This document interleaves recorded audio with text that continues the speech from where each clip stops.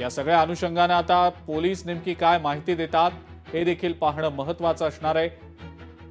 प्रत्यक्षदर्शींचं नेमकं काय म्हणणं आहे हे देखील आपल्याला जाणून घ्यायचंच आहे। मात्र ही एक मोठी घटना ओलीस नाट्याची मुंबईतल्या पवई परिसरामध्ये आज घडलेली आहे। ऑडिशनच्या नावाखाली मुलांना डांबून ठेवलं गेल्याचा हा प्रकार उघडकीला आलेला आहे।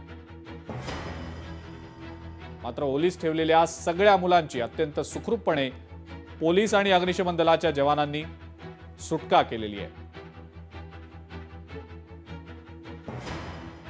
आरोपी रोहित आर्य याला पोलिसांनी अटकही केलेली आहे आणि त्याच्या चौकशीमधनं नेमक्या कोणकोणत्या बाबी समोर येतात हे देखील पाहणं महत्त्वाचं असणार आहे।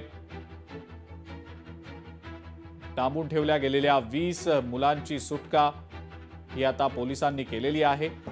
मात्र या रोहित आर्यनं हा सगळा प्रकार नेमका कशासाठी केला, काय नेमकी यामागची कारणं होती हे देखील जाणून घेणं अत्यंत महत्त्वाचं असणार आहे।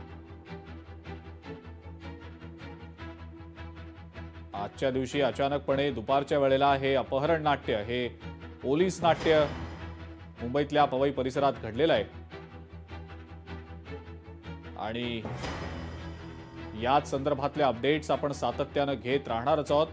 प्रत्यक्षदर्शींशी सुद्धा आमचे प्रतिनिधी संवाद साधतायत, काय नेमकी त्यांच्याकडनं माहिती मिळते हे देखील आपल्याला जाणून घ्यायचं आहे आणि याच अनुषंगाने ज्या काही अपडेट्स आपल्याला मिळतील त्या लोकशाही मराठीच्या प्रेक्षकांपर्यंत आपण निश्चितपणे पोहोचवण्याचा प्रयत्न करू।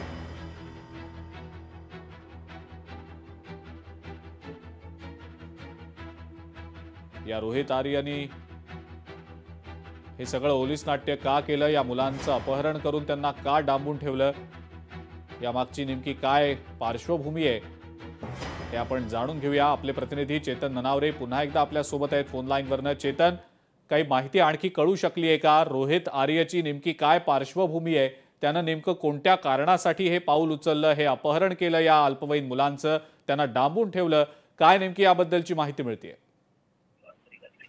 निश्चितपणे जी प्राथमिक माहिती येते इतकंच नाही तर या रोहित आर्य या आरोपीने दिलेल्या माहितीनुसार की मी व्यवस्थित प्लॅनिंग करून हा पूर्ण जो कट आहे तो रचलेला होता आणि त्यामध्ये त्याने एक धक्कादायक खुलासा केला आहे की मी या ठिकाणी आग लावून मी स्वतः तर मरेनच, मात्र या मुलांनाही इजा होईल अशी त्याने कबुली दिलेली आहे। गेल्या 6 दिवसांपासून, आता जे प्रत्यक्षदर्शी सांगतायत त्यांच्या माहितीनुसार की गेल्या 6 दिवसांपासून या रहिवासी इमारतीमध्ये हे ऑडिशनसाठी मुलांना बोलवण्यात येत होतं आणि दर दुपारी मुलांना जेवणासाठी सुट्टी देण्यात येत होती। मात्र या ठिकाणी आज दुपारी जेवणासाठी जेव्हा मुलं बाहेर पडली नाही त्यावेळी पालकांच्या मनात ही पाल चुकचुकली की नेमकं काय सुरू आहे आणि त्यावेळी या रोहित आर्यने हा व्हिडिओ जारी केला की आपण या मुलांची एकंदरीत या मुलांना ओलीस ठेवलेला आहे आणि माझं काही म्हणणं आहे ते ऐकून घ्यावं, माझे काही प्रश्नांची उत्तरं मला हवी आहेत आणि ती जर नाही मिळाली तर मात्र अशा प्रकारे मी स्वतःलाही आग लावून घेईल आणि माझ्या सोबत या मुलांनाही इजा होऊ शकते। आणि या सर्व प्रकारानंतर एकंदरीत बेदरलेले जे पालक होते त्यांनी तात्काळ पोलिसांना संपर्क केला। पोलीस साकीनाका पोलिसांनी तात्काळ घटनास्थळी धावही घेतली, मोठा पोलीस बंदोबस्त या ठिकाणी तैनात करण्यात आलेला होता आणि त्यानंतर पोलिसांनी या आरोपीसोबत संवाद साधण्यास सुरुवात केली। पोलिसांचं म्हणणं इतकंच होतं की आपले जे काही प्रश्न असेल त्याची सर्वांची उत्तर देण्याची आमची तयारी आहे, मात्र मुलांना कुठल्याही प्रकारची आपण इजा करू नये आणि मोठ्या शिताफीने पोलिसांनी या ऑडिशन सुरू असलेल्या आरे स्टुडिओमध्ये प्रवेश मिळविला आणि त्यानंतर ज्या प्रकारे त्या आरोपीने दावा केलेला होता की या ठिकाणी रॉकेल टाकून ठेवण्यात आलेलं होतं, त्यामुळे कुठेतरी मुलांच्याही या अल्पवयीन मुलांच्याही जीवाला धोका निर्माण झालेला होता आणि या आरोपीचा विश्वास संपादन केल्यानंतर त्याला ताब्यात घेण्याचं काम आहे ते पोलिसांनी केलेलं आहे आणि या 20 अल्पवयीन मुलांची आता सुखरूप सुटका झाल्याची माहिती समोर येते। परिणामी या प्रकारानंतर पुन्हा एकदा अशा प्रकारे होणाऱ्या ऑडिशन बाबत आता प्रश्नचिन्ह उपस्थित होत आहे, कारण अशा अनेक प्रकारचे ऑडिशन्स वेगवेगळ्या ठिकाणी होत असतात, त्याच्यावर कुठलंही नियंत्रण नसतं। आज सुदैवाने या 20 अल्पवयीन मुलांची सुखरूप सुटका झाली असली तरी भविष्यात असा प्रसंग उद्भवू नये म्हणून आता पोलिसांना आणि सरकारसमोर हे मोठं आव्हान असेल की अशा प्रकारच्या ऑडिशन्सवर कशा प्रकारे भविष्यात नियंत्रण ठेवावं लागेल।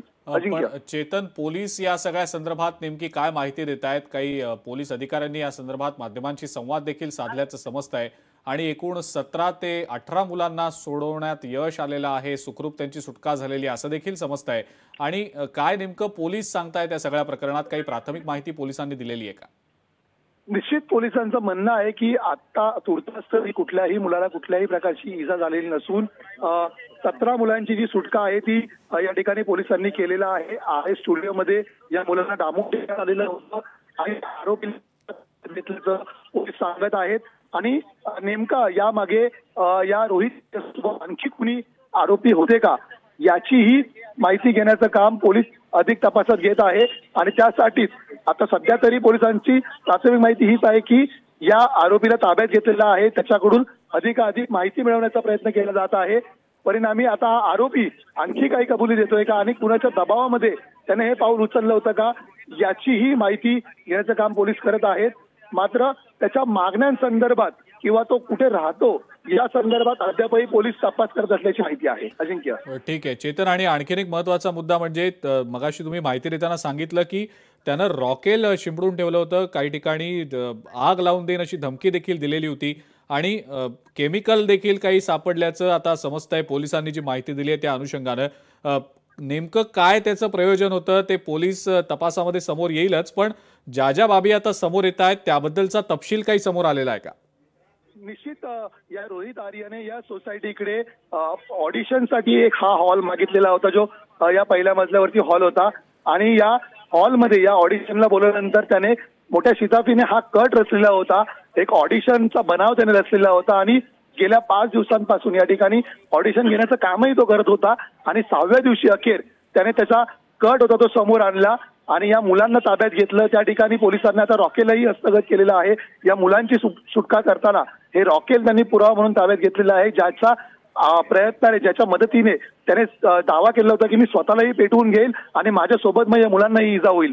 त्यामुळे हा मोठा पुरावा जरी सोबत आला असला पोलिसांच्या तरी आता अधिक तपास केल्यानंतर नेमका हा मूळचा रहिवासी कुठला आहे, त्याने कुठल्या कारणास्तव एवढं मोठं टोकाचं पाऊल उचललं, हा कट रचताना तो एकटाच होता की त्याच्याबरोबर आणखी काही लोक सामील होते आणि नेमकं त्याचा रोग कुणाच्या दिशेने होता या संपूर्ण प्रकरणाचा तपास आता पोलीस करत आहेत. ठीक आहे चेतन, असेच आमच्यासोबत जोडलेले राहा. लोकशाही मराठी ऐका, पहा, जागरूक रहा.